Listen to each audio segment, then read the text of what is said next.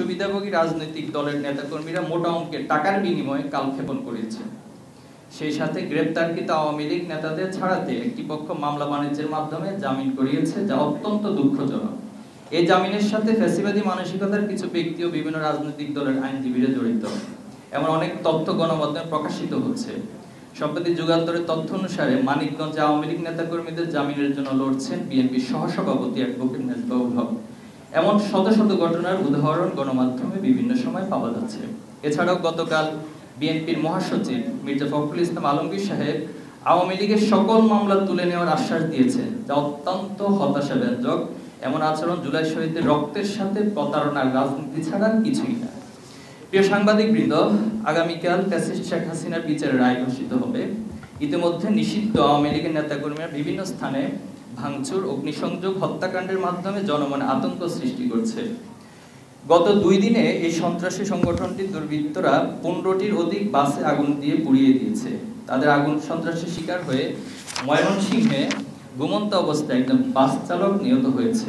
আমরা মনে করি সরকার আইন শৃঙ্খলা বাহিনীর উদাসীনতা এর জন্য দায়ী। আমরা সরকারকে এই অগ্নি সন্ত্রাসীদেরকে অবিলম্বে আইনের আওতায় এনে বিচারের মুখোমুখি করার আহ্বান জানাচ্ছি। সেই সাথে জুলাই গণহত্যা ও সকল গুম, খুন, নির্যাতন, মানবাধিকার লঙ্ঘনের সাথে জড়িত সকল ব্যক্তি, গোষ্ঠী, প্রতিষ্ঠান ও সংগঠনকে বিচারের আওতায় আনার জোরালো দাবি জানাচ্ছি।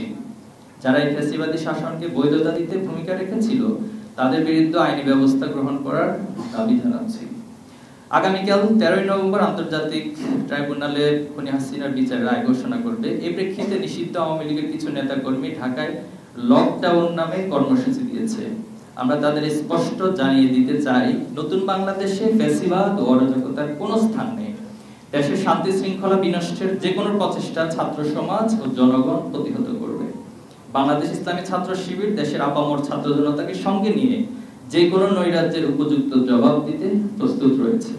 প্রিয় সাংবাদিকবৃন্দ, দীর্ঘ ফ্যাসিবাদের জাতাকল থেকে অনেক ত্যাগের বিনিময়ে আমরা নতুন বাংলাদেশ পেয়েছি। এই বাংলাদেশ রক্ষার দায়িত্ব আমাদের সবার। প্রতিহিংসা, হীনমন্যতা ও পরস্পর কাদা ছড়াছড়ি রাজনীতি আরো ফ্যাসিবাদী কাঠামো ফিরিয়ে আনতে পারে।